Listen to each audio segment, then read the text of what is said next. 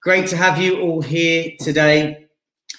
So welcome to all of you. I'll just do a quick introduction while we've got attendees coming in. This should be our busiest webinar so far, and should be a really good one for you. So just a few points of housekeeping very quickly. We're aiming to run a 15-minute webinar. That's kind of our the thing that we do. Keep it short and value-based. Laura is my co-founder. She's going to be on the chat. So please, if you have any questions during the webinar, there she is. Hi there. Please just post them through. If I miss them, then Laura will sort of sum them up for me, and I'll certainly get to them at the end. So 15 minutes of value, 5 minutes of questions at the end if you've got any left. And yeah, I hope you enjoy it. So today we've got people from Dallas through to Devon, Somerset through to Sao Paulo. So really a broad range of people from brand agencies, consultancies, software companies, payments companies. So really, I think LinkedIn and what we're going to discuss today really applies to anyone who's looking to generate warm conversations with people who actually want to talk to you rather than spamming your audience and just really cannibalizing your market and annoying a lot of people. So today we're going to cover as much as we can, turning LinkedIn into your very best inbound source of leads, if that is okay with you. So we're going to cover the trust formula, what it takes to generate trust online, how to accelerate trust through the way in which you interact with your audience on LinkedIn, also on email. We're going to cover how to stand out from the crowd so that you don't look like everyone else, and how to make sure that you're spending time with people that actually want to speak to you. So Pitch One to One, my name's Fergus Parker, for those of you who don't know me, the founder of Pitch One to One. And I guess my background is running a full-service digital marketing business of 200 staff in my 30s, and now in my 40s, running Pitch One to One with Laura, doing things the right way and learning from the way that the things that I didn't particularly like of how that business was run in the past. So yeah, we are focusing on LinkedIn and email, and certainly here to talk to you about what is working right now. So whether it's Cara Connect, if you're a software company, looking at how this particular organization, we've helped them do a soft landing into Denmark from Iceland, getting her so many meetings that we actually, she had to move her and her family to Denmark to make sure that she could attend all of the meetings. Whether it be Valitor, payments processing company, payments experts, through their partnerships director, Mark, looking to get him meetings and conversations. So the methods and practices that we're going to go through now, these are the things and tools and processes that enable these guys to do so well. And in this case, get 65 people interested in meeting him. And then also, if you're a brand agency, we've got Missouri Creative, and looking again at how we've accelerated their sales cycle from typically 9 months plus through to their latest bit of new business that they won, which is Jim Beam Whiskey, which from first meeting to close took 4.5 weeks.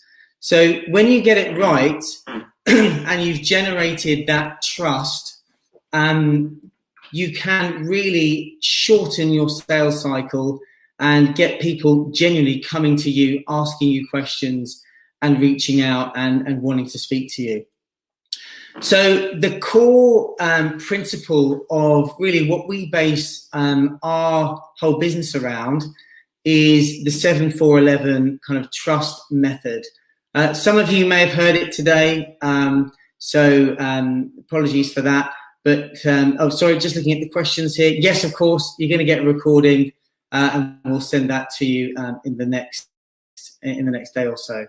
So 7-4-11, it really is looking at how to accelerate trust. So 7 being 7 hours of content, 4 being 4 locations, and 11 being the touch points. So really what that means in terms of digital these days is that you want to get your audience in front of as much content that helps them with their buying process. So 7 hours, I know, sounds like a lot.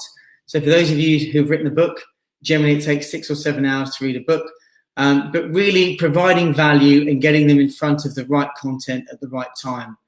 The locations traditionally used to be from work through to the pub, restaurant, you name it, but now it will be channels. So LinkedIn company page, your LinkedIn profile page, an email, your website, and so on.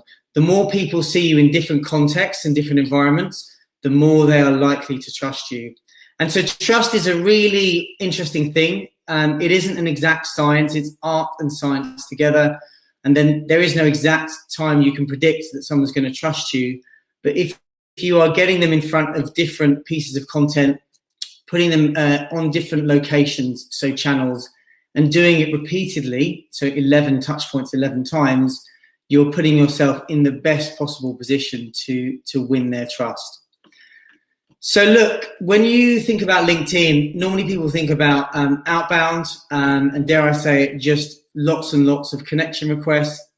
So here, this is top level, the method and the process we use. Blue is outbound, green is inbound, and the orange is kind of outbound email. We're not going to talk about half of this today. We're not really going to talk about outbound. You're interested in how do you actually have conversations with those people who've signaled some sort of intent and interest in who you are and what you do. So we boil it down to 5 simple elements that you really want to be focusing on. So if you're a salesperson in a sales team, you can start to do some of this yourself. So I'm going to show you some live examples using Laura's account. But the top of the funnel inbound activity that we look at is who is viewing your profile, who is liking and commenting on your content, what incoming connections do you have, and who is viewing your posts. And there's an interesting way in which we can work out who is actually viewing your posts. So if you can imagine, you've got outbound tactics generating interest in a lot of ways, but more so than ever, it's your content that is generating the most views, whether that be profile views or post views.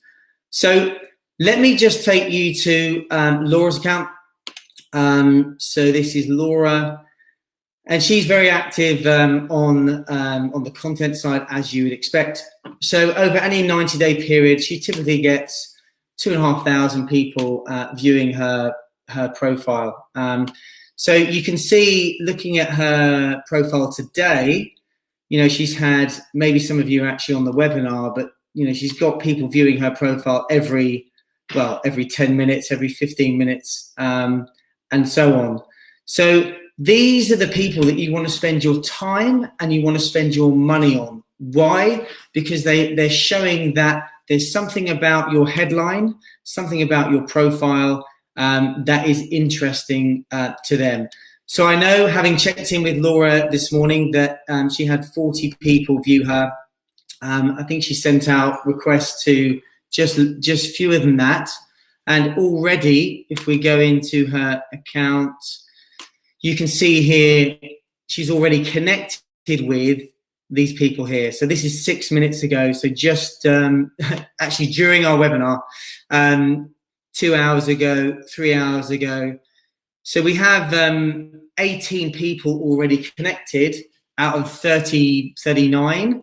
So 48% connection rate. And by the end of the week, that connection rate will be up to 60, 70, and sometimes Laura's got an 80% connection rate. But the point here is that, your connection rate is going to be 3, 4, 5 times better going out to people who have come to you first, rather than going out cold with a, hey, we're both on LinkedIn, let's connect. So the first tip really, or the main one, is look at who's viewing your profile every day, and then start engaging with them in a meaningful way in a conversational way, in a human way. And in subsequent webinars, we'll cover, you know, the 12 things that we use to do that. But for now, we don't have time for that. So next, we're then looking at your posts. So this is a particularly good one that Laura has. Let me just, I can see. Thanks, guys. Just share the profile. Let's try that again. Can you see Laura's profile now? Let's wait. Thank you. Okay, I'm going to summarize again. So look, we're in Laura's profile. There she is. We were looking at the people who have viewed her profile. She's got lots of people coming through. I think there was 40 so far this morning.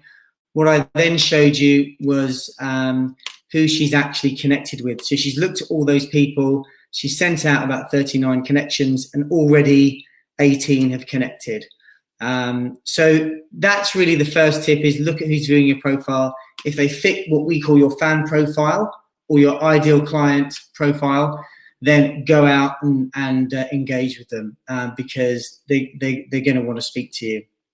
Okay, so the next thing here is then looking at your posts. So this is a nice one from Laura a couple of weeks ago now, 4,000 views. Got a lot of engagement on that one as well. What I'm going to show you is something that LinkedIn doesn't enable you to readily do. So if you're imagining you're looking at who's viewing your post, you're clicking on that.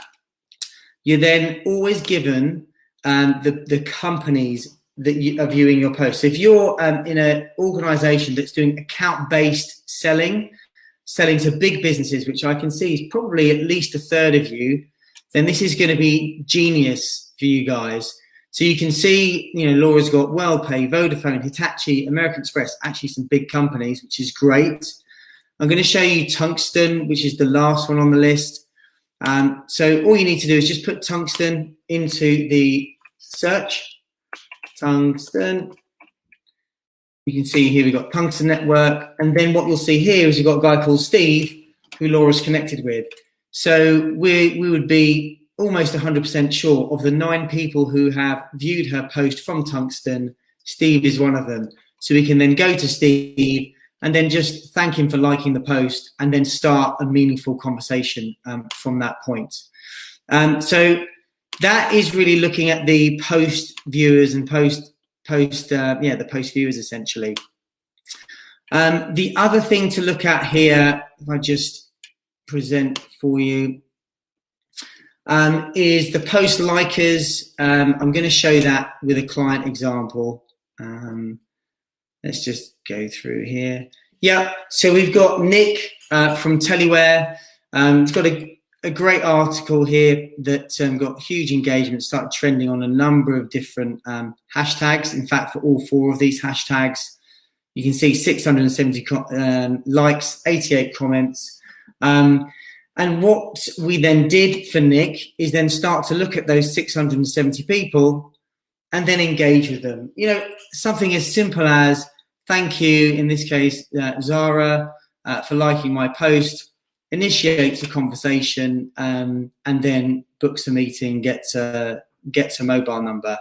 And it is as simple as that. It just takes work, guys. That really is it really. It takes work. I'm just going to go back as I skipped over another thing. So you'll probably see here that LinkedIn has changed the way in which it's serving up your inbound requests. So these are inbound connection requests that I received. So if you ignore them, you then have a permanent link now that says, I don't know Erin now, or I don't know Adrian. So if you get enough of those, LinkedIn is not going to like it, and you're then going to have to put in email addresses to go out to new connections. So really, LinkedIn is on an anti-spam attack.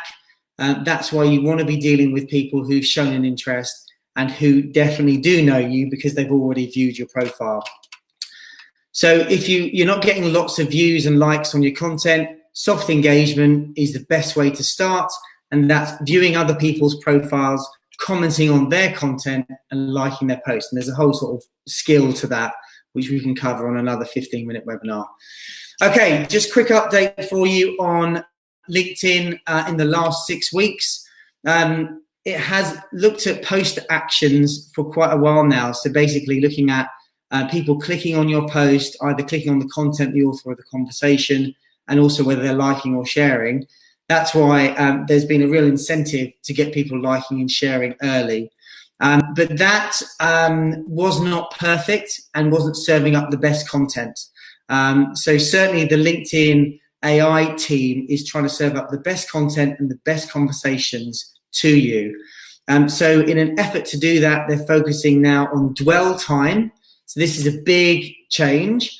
And there's 2 types. So dwell time within the actual feed. So as soon as your user can see half of your update, that starts the clock ticking on whether they're actually staying on it. So that's the first bit. And the second is after they then click on your post, how long are they spending on your post? So this stops people just sort of doing, clicking on a post and doing quick comments and not actually reading the post. So they're really incentivizing, quality content. And if you do this consistently, we always recommend 2 to 3 times a week. You'll then start to trend for hashtags that are important to you. So for Cara Connect, it's telehealth, health tech, and you can see here, pretty much on a weekly basis, we're getting her trending for the kind of hashtags that she wants to be doing. And that has a huge impact on comments, engagement, and views as well. The other benefit, and this is what we're looking for here in terms of transitioning to inbound, is you'll get people commenting on your posts who actually just want to go straight for a meeting. So that's the ideal scenario. And in this case, the CEO from her ideal kind of client fit wanted a call and booked it in the next day. So ultimately, you want to get to a point where, again, you're not spamming your audience, you're not cannibalizing it and annoying people and damaging your brand, but you're sending the right message to the right person at the right time. Now, we use our internal platform called Fanbase to do that, which really point scores all of the interactions that you would have online. Here's a couple of conversations here. And that tells you really the point score, who is warm and who is not. You'll find your own way of tracking it. This is obviously for us the most effective. But really, you do want to make sure that once you've connected to that person, that you're treating that connection responsibly and dealing with them in a human way, one-on-one, each and every time. So that's really essentially it. I'm going to just flick over to questions and just see if we've got any. Okay, let's have a look here. I think, Laura, you've probably answered most of them. The last one I can see is from Rachel. So frequency of posting, you hear different things from only post once a day, anything more won't have any impact, to it being okay to post 3-4 times a day with at least 3 hours in between. So our view, Laura and I are currently doing a 25 post challenge for June. That's more to show it can be done. But we actually know that quality really wins over quantity. And if your quality is good, 2 to 3 times a week is absolutely fine and we'll cover it. So it's unlike Facebook. With Facebook, you've got to sort of post sometimes 3-4 times a day just to get into the feed. Whereas with LinkedIn, if you're serving up quality content, that's what will resonate, and that's what LinkedIn's algorithm will serve up for you. Next question from Dan is there still a difference between articles and posts? Absolutely, huge difference. So if you can imagine the top of the funnel, your posts are fantastic for awareness of your personal profile. So you'll see here that, quite easily you'll get a couple of 100 views on a post without trying too hard. To get to the thousands requires a lot more work. But you can get to hundreds and thousands, or in Nick's case, 300,000 on one post. So great for the top. Articles are awful for awareness, but fantastic for when your audience wants to research you and find out more. So further down the sales funnel, and they want to know, do you actually know your stuff? And so we recommend posting an article once every 3 to 4 months, in depth, having multimedia there, and really allowing your audience to research and engage where they can. Next question, I'm just replying to these as they're coming in. What's the one thing that can make a huge difference for your post engagement? Well, if you asked me that 3 months ago, I would have said, getting your company to engage with your post early, or social agents, so people who feel positively towards you, that are active on LinkedIn and will engage with your post. Get that done within the first 2 hours, and then your post will open up to a lot more people. Now, the new CEO of LinkedIn, who came in June, has really put the dwell time really towards the top. So actually looking at content that keeps people on and keeps them reading to the end, that really is helping rank your post a lot higher, which means it will go out to a lot more of your first degree connections. So engagement early and keeping people on your post. If you can do both of those things, you're going to be in a really, really good position. I'm just going to scroll up. Okay. Laura, it'd be good just to see whether you've answered all of these, because I've got a couple of more questions from Dan. Let's have a quick look at all answered. Okay, so we're all answered. Any more questions, guys, on changing LinkedIn from an outbound prospecting tool to an inbound opportunity tool? Hopefully you can see, if you do it right, you can get thousands of people every 90 days coming to you and you alone, looking you up, looking at your experience, looking at your content. And actually those are potential buyers who just want an extra nudge, which has to come from you, to connect, to engage, and to have a meaningful conversation. If you can do that to the LinkedIn profile viewers, if you can do it through people who are viewing your post. And again, we haven't talked through what you should do today, but please, and I'm sure you won't, but don't be weird with those people who have viewed your post. That's a really small signal, and you don't want to be jumping on that as if it's a buying signal, because it's not. It's just showing that they're aware of you and they're kind of interested. But maybe view their profile back and leave it there. Maybe like their content and leave it there. But certainly don't pitch in with a direct message saying, "Hey, I noticed you viewed my post. Here's what we do. Here's how we do it. Here's my diary," because that will not work.